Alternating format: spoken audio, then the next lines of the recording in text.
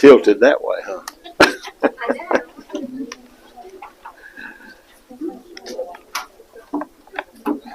What I was thinking.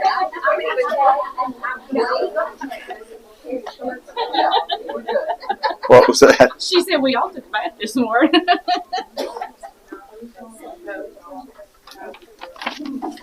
Good morning, everybody.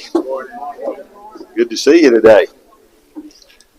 Beautiful day outside, even better inside.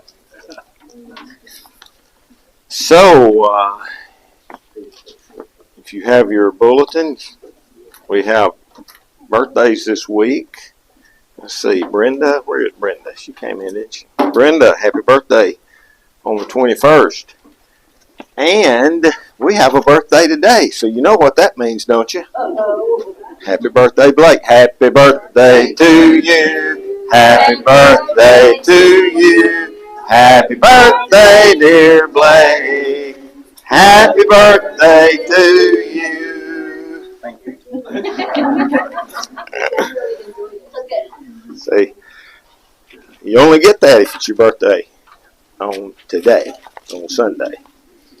So, and he knew that was coming, and he still came anyway. He wasn't missing it. Don't worry. Pardon me? He was not going to miss it. Well, good. Good. Well, we're a family here, and so we celebrate things together, and unfortunately, sometimes we have to grieve together, and that's the case this past week. We've had, of course, Darrell Phelps is not in here, but he's one of our deacons, and his mother was buried this past week, and it was kind of unexpected, and so I know he would appreciate you keeping him in your prayers. Tasha is a member of our class, and we've made lots of references with regards to Tasha and her brother and her father here recently, and unfortunately her brother died this past week as well on Friday morning, and so there's some information in your bulletin about that. And Roger and Deborah Hester are kind of unofficial members of our class. They're away out west right now, but Deborah's brother, passed away this week as well, Mike Tucker. Deborah's here now. She's coming back in town. She's back in town? Yeah. Okay. Well, anyway, the fact that we've got 3 of our families in the congregation that's grieving, so I know they would appreciate us keeping them in our prayers and in our thoughts and reaching out to them when we can. Heath, good to have you back with us again today. Now, I tell people all the time, if you come 3 weeks in a row, I'll put you on the roll, okay? So we'll see next week. Shouldn't have told him that, huh? Anyways, so what kind of things that we need to make mention of before we get started today? We're trying out some. I don't know how many of you have an occasion to listen to our class online when you're not here, but there's been a problem with the sound, and it was brought to my attention, and there have been times when I've gone back and tried to listen to some things myself, and so we're trying out something new today. We've got a microphone back there plugged in, and so hopefully it won't start screeching or something in the middle of our class today. We'll deal with it, whatever. Dave, I'm glad you're here with us today.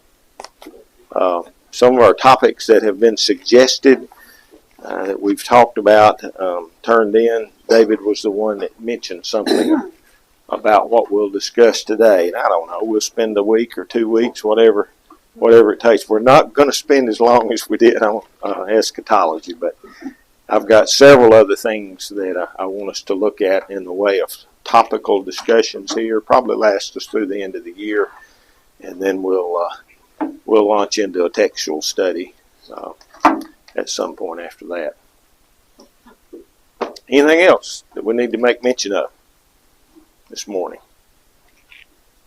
John, glad to have y'all here with us this morning.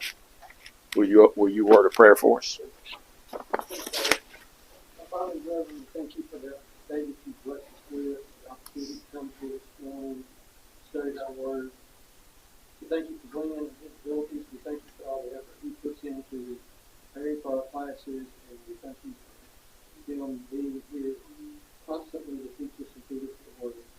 Father, I ask you to be with the families that were mentioned this morning in our congregation, lost loved ones. There's several, and ask you to be with these families and comfort them and be with them through these difficult times. Father, I also ask, if it be thy will, that there will be peace on all of us. We have wars going on in 2 different areas of the world, and there's senseless killing, death, and we just ask that if it be your will, that we can live in peace on that. As you go with us through our class and through our work as service followers, be thy will, bring us back to this opinion. In your son's name we pray. Amen. Thank you. Yeah, I appreciate that. So, a number of years ago, I did a, yes, sir. Before you get started, Okay. obviously the war between Israelis and Palestinians. I've been studying how the Jews don't really own Israel, or think they do, Right. in our class the last few weeks. And I was just thinking about that a lot this week while you're watching the news of what's going on. Do the Palestinians have some right to that land that they claim they do, since it was man that put that Israeli nation back together and gave that back to Israel? I'm trying to connect it back to the Bible that we've been studying for the last few weeks. You know, that seems like a simple question to answer, but it is not. Because do we as Americans have a right to this land here? It belonged to somebody else when we came and got it, didn't it? And so it's really a complicated answer there. But it is a fact that in 1948, the UN created the Jewish state and divided the land in Palestine between the Arabs and the Jews. And the thinking behind that was that was God's plan, and that's what you read about in the Bible, and that was the land that was promised to the Jews by, to Abraham back in Genesis, and we talked about all of that. And so that's not what the Bible, that's not what we read about in the Bible. So was it a mistake to create the Jewish nation? I'm not against the Jewish people by any stretch of the imagination, but when that happened, I will say that the wars between the Arabs and the Jews was going to be endless from that time on. So I don't know. He submitted a question for a topical study. That was him submitting. He trying to get me off on a tangent. No, John, you're exactly right. Some of the things that we've talked about, even back in the history of the church, when we talked about that and the land promise that had been fulfilled, and there were no land promises yet to be fulfilled. Yes, sir. I understand the Bible that Israel now is a spiritual kingdom. It's not an earthly kingdom. Well, you understand it the same way I do. Exactly. The physical land promises, the physical Israel doesn't exist anymore, and that was what was the deal with AD 70 and the destruction of Jerusalem and the destruction of the records and the temple and all of that. So, but we do still read about we still read about Israel in the book of Romans, but it's spiritual Israel for which we're all a part. Pardon me? Well, that's a good. That's an interesting observation. Good point. So, let's talk about our topic at hand today. A number of years ago, I set out to do a study on what we could call the most important topics to study. And I sought input from several people that I admired, wanted their input. Wayne Jackson comes to mind, got his input. Wayne's no longer with us, but his work still flourishes through the Christian Courier, if you are familiar with that website. The most important topics. The deity of Christ was number 2. The work of the Holy Spirit was number 3. The salvation of man was number 4. The way we worship was number 5. There were about 7 of them all together. And we spent an extended amount of time on all of them. But you know what number 1 was? What you see here. The existence of God. Let me tell you how timely this is.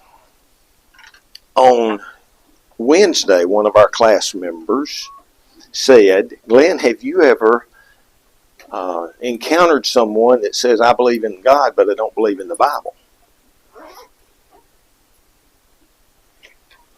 I saw something that you know how you go through social media and things like that, and I shared it with you. But there was a conversation going on a podcast, and there was a young lady, I'm going to say she was probably in her 20s or so, and she basically, it doesn't tell the preface of the conversation, but she basically states, I'm a Christian, and the podcast interviewer says, but you said you don't believe in the Bible. No, I'm a Christian, but I don't believe in the Bible. Yeah. That really touched my heart. Yeah. Well, and Nate, yes, sir. When I settled down to homecoming, I went out to eat with some of my friends. One of them said, I'm a Christian, but I'm not a hardcore Christian. Or something along those lines. And I tried to explain to him that being a Christian is you have to act Christ-like to be a Christian. I don't know if he understood what I was trying to say there. Yeah. Well, my first thought to this idea of I believe in God, but I don't believe in the Bible would be that there are a lot of people that point to the Bible and say there are discrepancies within the Bible, and that would cause someone, if they read and if they see what they think is a discrepancy, then that might cause them to, well, I don't believe the Bible. I believe in God. I believe in a higher power. I believe in the Creator, but I just don't believe the Bible is accurate. Well, that kind of is interesting because our next topic that we're going to look at is the alleged discrepancies in the Bible. I want to talk about that, and I throw that out there this morning just to say, if you have some passages that you think are discrepancies, let me know. We won't be able to look at all of them because there are hundreds of them, but we'll take a few and we'll explore that topic a little bit. So anyway, another way that I thought this was very timely this week was because of what's coming up, not this Wednesday, but Wednesday week down at Faulkner. There's going to be a debate between Kyle Butt and an atheist called Michael Shermer on October the 25th at 10 o'clock in the morning. That's a Wednesday at 10 o'clock in the morning, and it'll be found online if you would like to tune in and listen. I want to caution you about that. A few years ago at my old alma mater, UNA, in Florence, Kyle Butt and an atheist called Dan Barker. Dan is actually a former denominational preacher that turned and became an atheist, and so they had a. I agree with you. They had a debate. They had a debate at Florence, okay, and I listened to that debate. I'm going to tell you, I'm not going to listen to this one. Now, I told that to somebody, and they said, why? You think it's going to plant seeds that would cause that? No, not at all. Here's the reason I don't want to listen to it, and the caution that I give you if you choose to. There were things said in there that were so irreverent to God. I don't want to hear it. I don't want those things in my mind.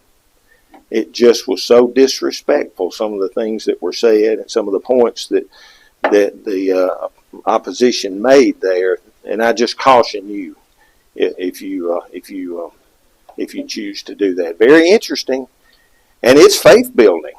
The points and things that Kyle will make on there. I'm thankful to people like Kyle that's able to stand in the face of opposition like that and present the truth. And that's nothing new. That's been going on forever. And if you get online and start looking at some of these things, or if you go to Apologetics Press, that's what you see up here, apologeticpress.com. I think you have to go there in order to hear it. But if you go there and put in the question about, does God exist? Or there's a plethora of stuff that will come up for that, and some of the debates from yesteryear.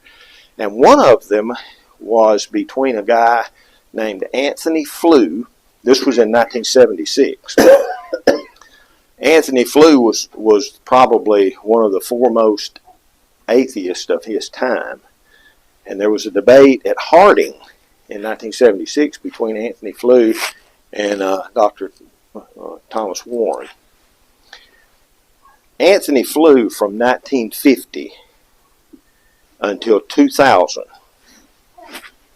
for about 50 years there, he wrote books, he engaged in debates, he wrote articles, he appeared on a lot of platforms there saying there is no God. Well, the reason I mention him is because after the full life of that, in 2004, he changed. And it was the advancement of science, particularly DNA, that caused him to step back and say, I've been wrong. There has got to be a higher power for this. Now, I want to play you a little clip. You can find full things, 30 minutes show. This one is only 5 or 6 minutes, but I want to play you a little clip of this. Patience now, okay? Patience as I try to make this happen. This is found on YouTube.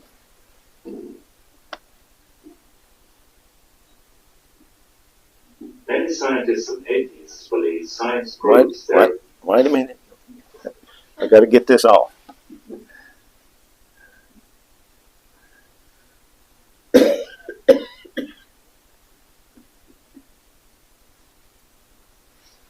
All right, there we go.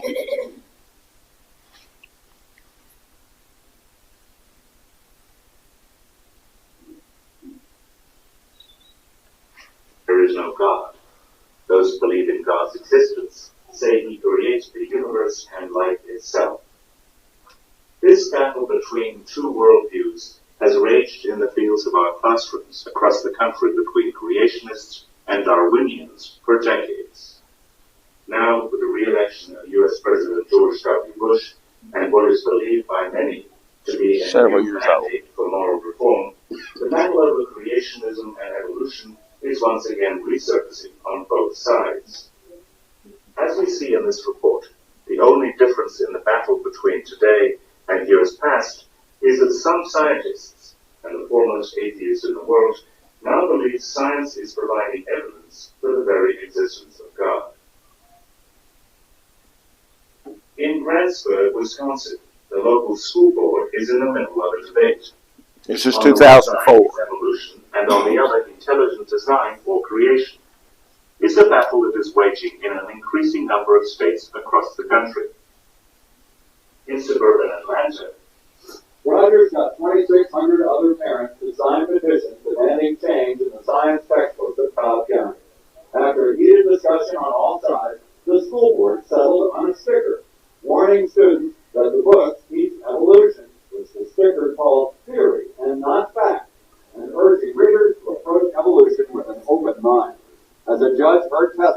a lawsuit brought by parents who want the stickers removed from Cobb County's science books. It is an argument with 2 points of view that are widely divergent. Professor Anthony Flew of England and Reading University is the world's foremost academic atheist for the last 50 years. In his 80s now. Author of more than 30 books. His first debate with former atheist turned Christian, C.S. Lewis, in 1950 in Oxford, England, was the first time he advanced his argument for atheism. He later wrote a paper titled Theology and Falsification. The paper became the most widely reprinted philosophical publication of the last half-century and a key foundation for atheists and agnostics who advanced materialist evolutionism. Flew's main theses were that the universe is eternal, it has always existed and always will, that life is a random process, the result or accidental product of chemical interactions. And third, the existence of God is a self-contradiction, and evil is not compatible with the existence of God. That is to say, we start and stop with the universe itself, with the everyday world of common sense and common experience, and with those hidden mechanisms of that world which are progressively revealed by the advance of science. But now it is the advancement of science itself that has changed the mind of Flew and some scientists. At a recent summit at New York University, Flew changed his position and now believes in God as the creator of the universe. This is all a matter of the enormous complexity by which the results were achieved, which looked to me like the work of intelligence. Flew discussed the points with Professor Gerald Schroeder, who was with the Weizmann Institute of Jerusalem and MIT, and Professor John Haldane of the University of St. Andrews. Flew turns to various discoveries of science to prove his point. From the fossil records showing the sudden appearance of a fully developed life, to the emergence of visual consciousness across the animal kingdom, to the basic need for reproduction. But it is the manifestation of life written in DNA and the transcription of DNA to RNA and RNA into protein and the subsequent process of protein folding that makes the best case for Flew. What I think that the DNA material has done has shown by its quite almost unbelievable complexity of the arrangements which lead to produce this being. But intelligence must have been involved in getting these extraordinarily diverse elements to work together. As for the battle between evolution versus creation in the classrooms, it seems it may never end, but it may be explained best by re-quoting Flew. Which looked to me like the work of intelligence.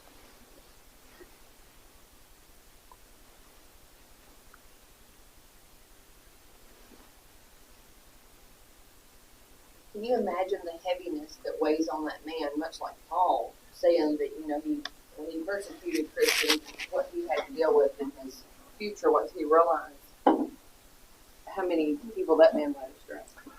Well, you saw him in 1976 debating Dr. Warren as a young man.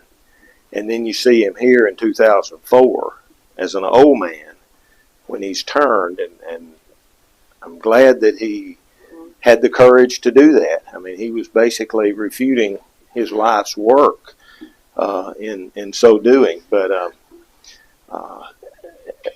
he only lived a short time after that interview there until he passed. And so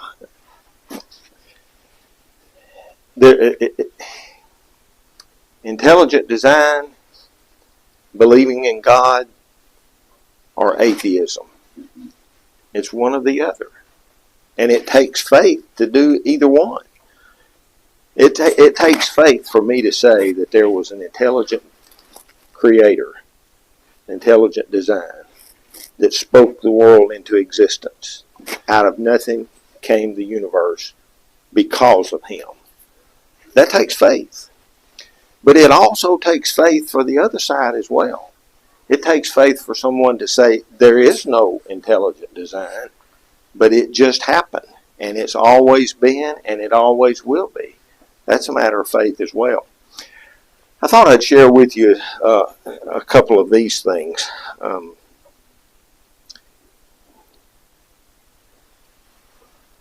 Here are some words of famous atheists as they died. Famous last words. And the first one up here is by Voltaire. Voltaire lived back a couple of, I'm not sure exactly when, but I think it was in the 1800s that he lived. But he made this, he's the one that made this statement, okay? He said, 100 years after my death, there won't be any Bibles left. The only Bibles you'll find would be maybe a single copy in a museum somewhere. 100 years after my death. Well, the story is told that 100 years after his death, the house in which he lived and made that statement had been rented to a man that was a part of the Bible Society and was using part of his house to store Bibles. I can't say that for 100% sure, but that's the story that's told. Voltaire's last words, if you Google last words, I'm abandoned by God and man, I shall go to hell. So he believed in hell, but not God. Ron Reagan, have y'all ever read about President Reagan's son? Ronald Reagan's son, Ron Reagan, is an avowed atheist as well. And in one of the presidential debates a number of years ago, there was a commercial on TV that was funded by the Freedom from Religion Foundation, and Ron Reagan was on it. And at the end of that commercial, he said, "I'm Ron Reagan, an avowed atheist, and I'm not afraid of dying and going to hell." Some of the people that are, hold those views are pretty strong with them. Thomas Paine wrote The Age of Reason, which was an atheistic philosophy paper. He said, at the end of his life, Thomas Paine said, "I would give worlds if I had them that The Age of Reason had never been published." That's kind of what you were saying, Terry. "Oh, God, save me, for I'm at the edge of hell alone. I die as I live. I disbelieve in God, the Bible, and the Christian religion. There is no heaven or hell. There is no God. It's all a myth. You're born, you live, one day you die, and that is it." What a sad commentary. And the last one here, Robert Ingersoll, perhaps a little bit more familiar to some of you, would be, "Oh God, if there is a God, save my soul if I have a soul." Heath. There's no such thing as a true atheist. Everyone has a God, whether they realize it or not, whether it be money, power, themselves, science. A lot of people live science as they die. And they never practice idolatry without realizing it. I've been there before. Just like what these guys said. Yeah. I don't know if you heard him or not, but Heath said there's really no such thing as an atheist in the sense that everybody has a God.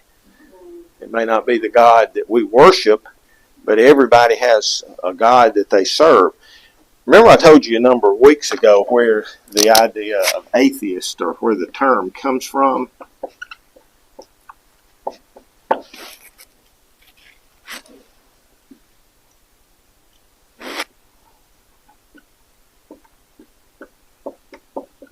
There's actually two terms I could say, an atheist and an agnostic. Well, when you put an A in front of a word, oftentimes that negates it, like the word symmetry means it's the same, like a circle. Looking in a mirror, it's symmetrical. If you put an A in front of the word symmetry, you have asymmetric or asymmetry, which means it's not. Symmetry, not symmetry. So really what you have here with atheist is not a believer in theos, God.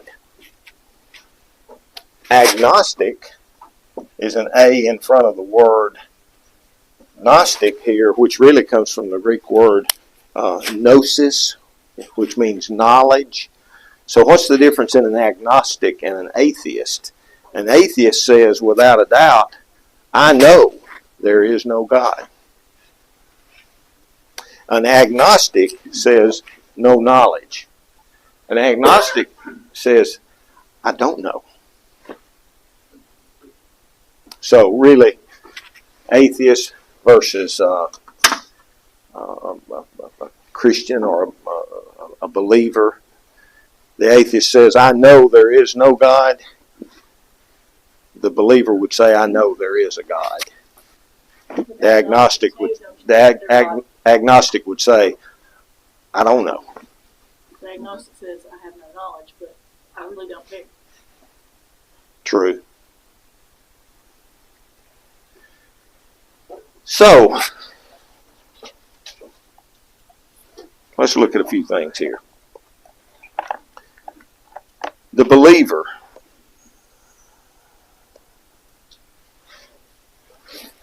The Bible begins with 10 words. Moses wrote those 10 words by inspiration many, many years later. I think the world was created somewhere around 4000 BC. Moses did that writing around 1500 BC, so a period of 2,500 years there. But Moses then obviously didn't have first-hand knowledge. He's writing by inspiration when he says, in the beginning, God created the heavens and the earth. Do you find it interesting that it's just a matter of fact?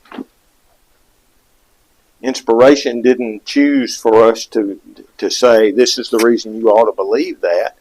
It just stated a fact in the beginning. Well, if you go over to 1 Thessalonians 5:21, it tells us to prove all things. Well, surely the Creator would not have me believe something that can't be proven. So if I go to the Bible and say, in the beginning, God created, what's the atheist going to say? What's that person we mentioned earlier that says, I believe in God, but I don't believe in the Bible? What's that person going to say? You can't use the Bible to prove the Bible. You can't use the Bible to prove God. So are there arguments outside of the Bible for the existence of God? That's what I want us to talk about in the few minutes we have remaining today, and we'll spend one more week on this.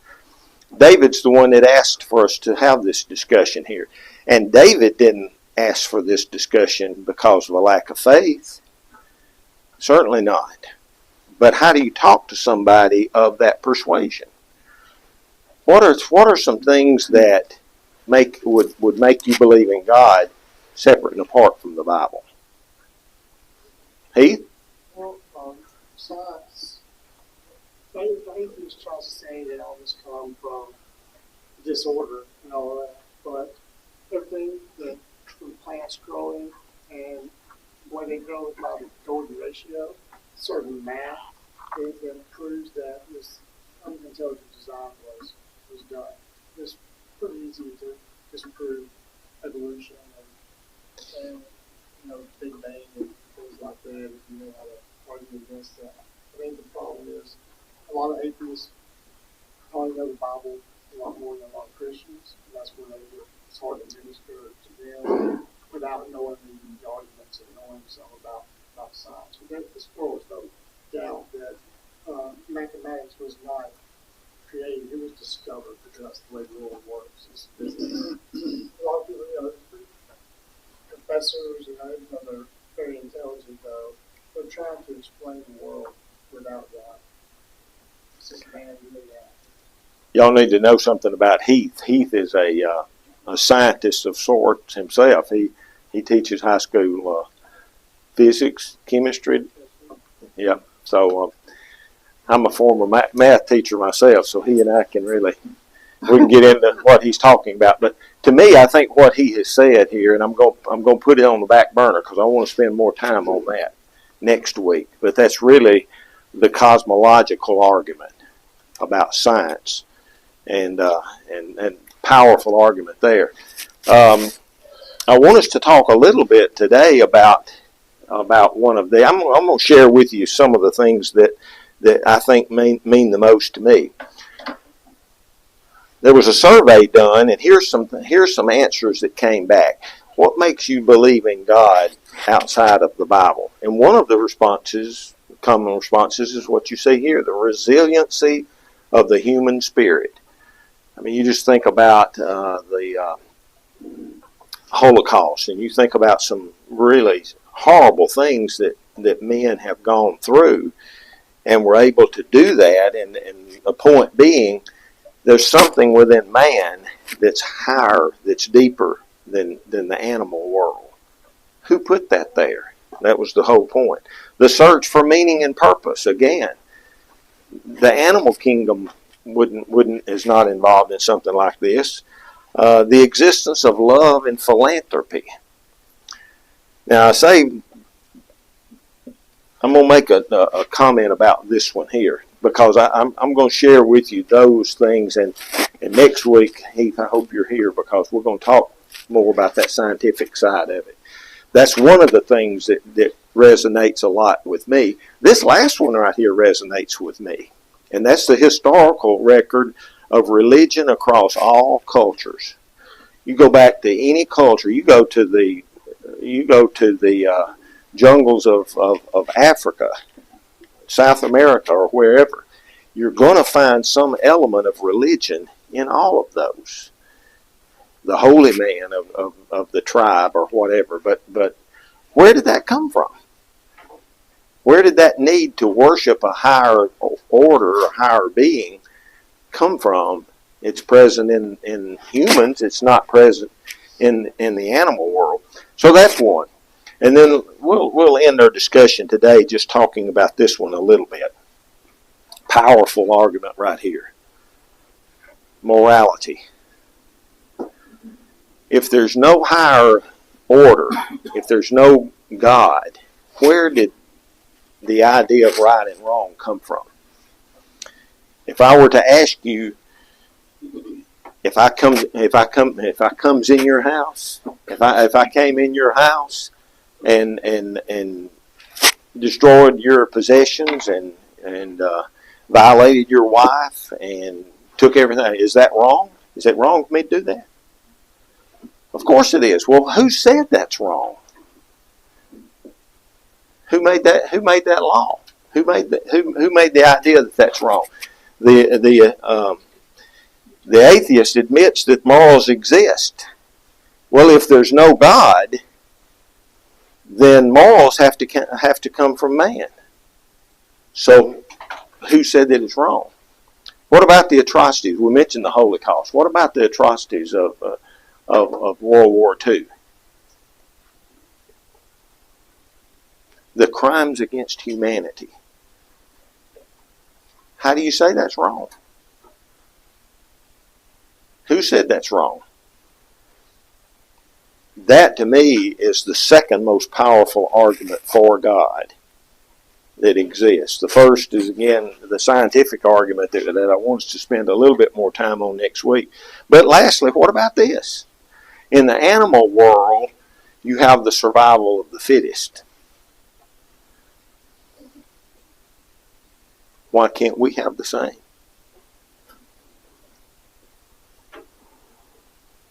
What would you? Let's say you and I both are going for a job interview. I want that job. So I take my knife to the tires of your vehicle right before you get ready to go. So you can't make it. Who says that's wrong? If it's survival of the fittest, I want to be the fittest in that case. So again, I think the argument here, the morality argument, is one of the greatest arguments for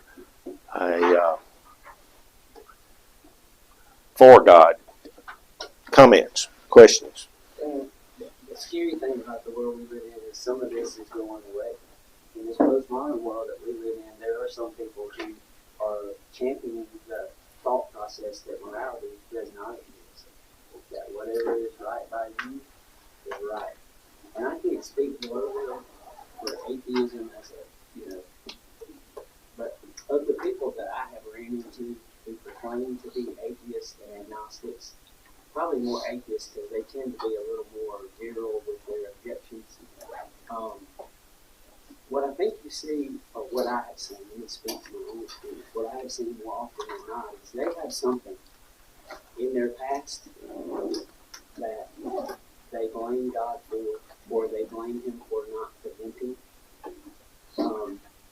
Quick Google search of Michael Sherman that I was doing a debate.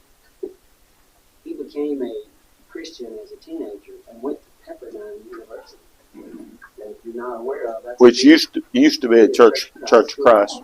He lost his fiance or wife or whatever to a tragic accident, which is when he turned from he was going to pursue a degree in theology and ended up getting a degree in psychology because he didn't want to have to learn Hebrew and Greek and all of that. But that to me is a commonality with a lot of atheists, is that they have something in their past that they either blame God for allowing to happen or not preventing for something along those lines.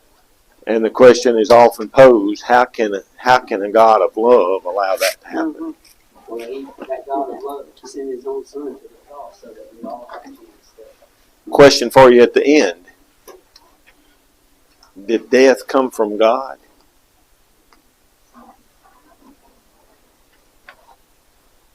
It didn't. Death was the result of man's actions. It wasn't God.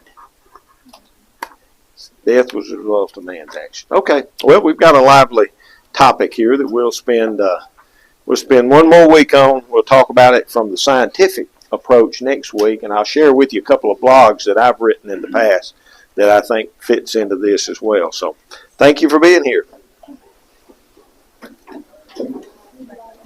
Good. Yeah. Can you tell me the man that's coming? Exactly. Thank you, sir. Appreciate you. I'm glad he asked that question because you had mentioned about doing a class maybe on that topic. Oh, yeah. Would you be interested in doing that maybe? On the Palestinian land? Oh, yeah, absolutely. Topical Studies. One of my favorite songs, How Great Thou Art. I see the stars, I hear the rolling thunder. That's absolutely.